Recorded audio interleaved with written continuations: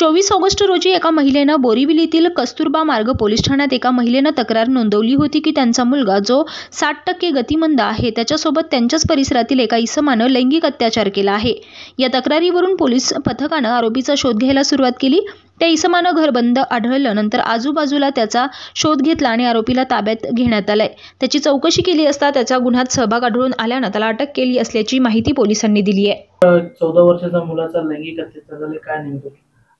दिनांक 24/8/2024 रोजी दुपारी साधारण 2-2:30 वाजता एक महिला, राजेंद्रनगर परिसरात राहणारी एक महिला आपले पती आणि लहान मुलासह पोलीस स्टेशनला येऊन त्यांनी एक तक्रार केली की त्यांचा मुलगा की जो 60% गतिमंद आहे त्याच्यासोबत त्यांच्याच परिसरातील एका इसमाने लैंगिक अत्याचार त्याच्यावरती केला। याबाबत त्यांनी तक्रार दिली। तात्काळ सदर तक्रारीची दखल घेऊन पोलीस पथक हे त्या परिसरामध्ये सदर इसमाचा शोध घेण्यासाठी आमचे डिटेक्शन स्टाफ पाठवला। सदर इसम जिथे राहत होता त्याचं घर बंद आढळलं। तात्काळ आजूबाजूला त्याचा शोध घेतला आणि सदर इसम हा मिळून आला। त्याला पोलीस स्टेशनला आणून त्याच्याकडे गुन्ह्याबाबत चौकशी केली। गुन्ह्याबाबत चौकशी केल्यावरती त्याचा गुन्ह्यातले सहभाग आढळून आल्याने त्याला सदर गुन्ह्यामध्ये आम्ही अटक केलेली आहे।